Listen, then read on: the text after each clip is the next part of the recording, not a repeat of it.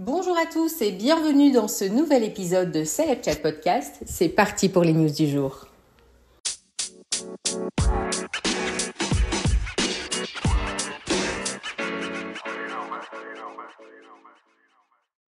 Même à des milliers de kilomètres, l'affaire Gérard Depardieu continue de faire couler de l'encre. Lors de la 96e cérémonie des Oscars qui s'est tenue au Dolby Theatre de Los Angeles ce dimanche 10 mars 2024, l'animateur renommé Jimmy Kimmel a pris les commandes de la soirée. Au cours de l'événement, la star du Jimmy Kimmel Live a surpris l'audience en adressant une pique cinglante au monstre sacré du cinéma. Et pour cela, il a fait un parallèle entre le chien d'Anatomie d'une chute, Messi, et l'acteur français. Messi, le chien d'Anatomie d'une chute, est là. Il est incroyable. Je n'ai pas vu d'acteur français manger du vomi comme ça depuis Gérard Depardieu. A-t-il lâché devant le parterre de stars du cinéma. Une critique envers le monstre du cinéma, désormais persona non grata, en raison des accusations de violences sexuelles qui s'accumulent contre lui. Une récente étude réalisée par Odoxa révèle que 80% des Français connaissent Aya Nakamura. Toutefois, l'artiste française la plus écoutée de Spotify est loin de faire l'unanimité. Et l'éventualité qu'elle chapeaute l'ouverture des Jeux Olympiques de Paris 2024 n'est pas bien reçue par une majorité des Français. En effet, 63% des Français sondés par l'Institut se disent insatisfaits et ne souhaitent pas que l'interprète de Pookie soit la représentation de la France à l'international. Pourtant, il y a quelques jours, Emmanuel Macron a assuré qu'Aya Nakamura était l'artiste la mieux placée pour chanter au JO 2024, 60 ans après Édith Piaf. La comparaison entre les deux stars, quelque peu maladroite, avait provoqué une vive polémique et insurgé de nombreux chroniqueurs et éditorialistes sur les plateaux télé. Dans le détail, Odoxa révèle que 3/4 des Français n'apprécient pas les chansons d'Aya Nakamura et estiment qu'elles ne représentent ni la musique française, pour 73%, ni la jeunesse, 60%. Les Français ont également été sondés sur les personnalités qu'ils aimeraient voir briller sur la scène des JO 2024. Et sans surprise, ce sont celles qui figurent dans le classement annuel du JDD qui arrive en tête.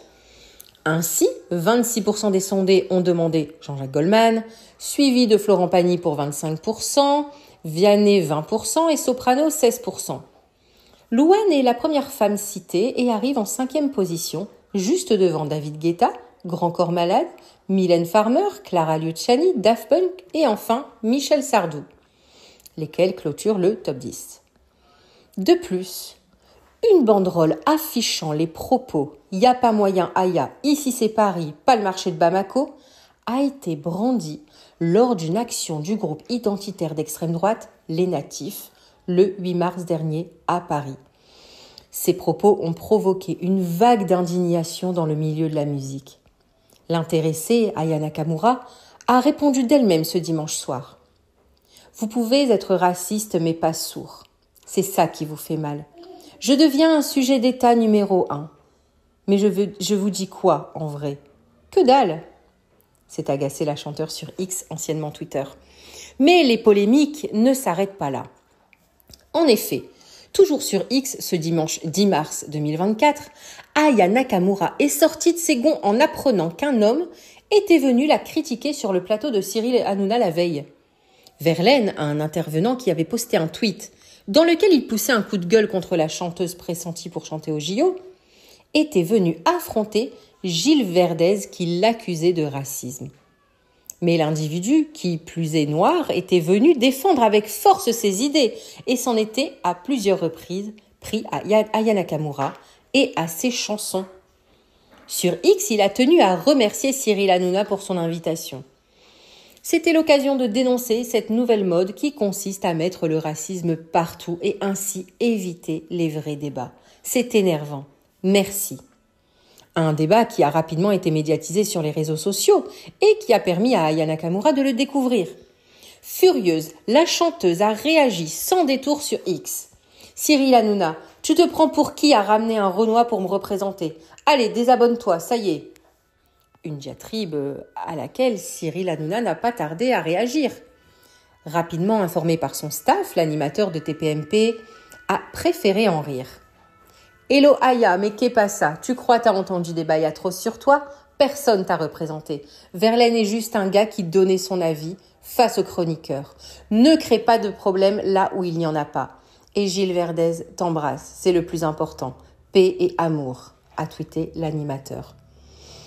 Nul doute que ce lundi 11 mars, cette intervention de la chanteuse et du présentateur phare de la chaîne C8 sera vivement commentée lors de l'émission quotidienne TPMP. Depuis plus de 2 mois, les rumeurs vont bon train concernant l'état de santé de Kate Middleton. Hospitalisée pour une intervention chirurgicale abdominale tenue secrète, la princesse de Galles va rester en convalescence jusqu'au début du mois de juin 2024. Une convalescence excessivement longue qui a inquiété et inquiète encore les fans de la couronne britannique qui ne comprennent pas qu'une opération puisse exiger un repos aussi long. Effectivement, si la royauté a tenu à officiellement écarter la piste du cancer, elle a toutefois tenu à garder secrètes les raisons de l'hospitalisation de la princesse. A-t-elle subi une intervention due à une endométriose ? Cette piste, évoquée par des professionnels de santé, est la plus privilégiée. Mais tous rappellent qu'aucune intervention ne peut justifier une convalescence de 5 mois. Face aux rumeurs persistantes qui laissent entendre que l'épouse de William est au plus mal, cette dernière a tenu à y mettre un terme. Ce dimanche 10 mars 2024, à l'occasion de la fête des mères britanniques, la princesse a publié un magnifique cliché sur lequel elle apparaît plus en beauté que jamais, radieuse, aux côtés de ses 3 enfants. Merci pour vos gentils vœux et votre soutien continu au cours des 2 derniers mois, a écrit la belle-sœur de Meghan Markle et du prince Harry. C'était il y a 13 ans déjà. En avril 2011, Agnès Dupont de Ligonnès était retrouvée morte aux côtés de ses 4 enfants, tous 5 enterrés sous la terrasse de la demeure familiale à Nantes avec les 2 chiens de la famille. Xavier Dupont de Ligonnès devient le suspect numéro 1 et l'homme le plus recherché de France, et des éléments permettent aux enquêteurs de mettre en évidence sa culpabilité.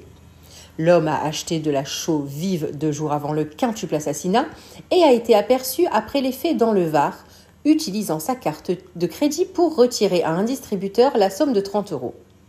C'est la dernière apparition de Xavier Dupont de Ligonnès. Depuis le 14 avril 2011, l'homme le plus recherché de France demeure introuvable et l'enquête est au point mort. Est-il vivant? Est-il mort? Est-il même toujours en France? Je dois vous avouer que cette affaire m'a toujours passionnée. D'ailleurs, je ne sais pas si vous aviez vu, mais le meilleur ami de Xavier Dupont de Ligonnès a souvent pris la parole dans les médias en racontant la passion qu'avait son ami Xavier pour les États-Unis. Récemment, il a même confié devant les caméras qu'une expatriée française à San Francisco avait vu Xavier rentrer dans une boulangerie, faire ses achats et repartir. Cette femme confie avoir contacté les services de police américains, mais bien évidemment, l'affaire n'a pas été prise au sérieux. Et toujours d'après cette expatriée française, Xavier vivrait donc sur la côte ouest américaine en toute tranquillité. D'ailleurs, cette histoire rejoint la vie de la sœur de Xavier Dupont de Ligonnès.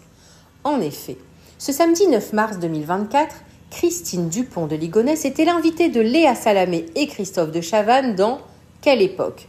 Aux côtés de son époux Bertram de Verdun. La sœur du principal suspect a tenu à donner son point de vue sur ce sordide fait divers et à enchaîner les théories farfelues, arguant que sa belle-sœur, ses neveux et sa nièce étaient partis refaire leur vie aux États-Unis et qu'il s'agissait d'une mise en scène. Pour elle, la police, la morgue et l'État français sont tous complices dans cette exfiltration historique afin de couvrir la famille Dupont de Ligonnès sur son départ. Elle assure avoir reçu une lettre manuscrite de son frère peu avant sa disparition, dans laquelle il préméditait cette dernière et celle de toute sa famille. Dans cette lettre, Xavier me dit que clairement qu'il est du renseignement depuis X années, donc des services secrets en quelque sorte. Chose que je ne peux pas vérifier mais qui me parle. J'avais des interrogations sur certaines petites choses. Il y a des éléments que je m'explique pas dans sa vie, que cette lettre vient éclairer, a assuré la quinquagénaire.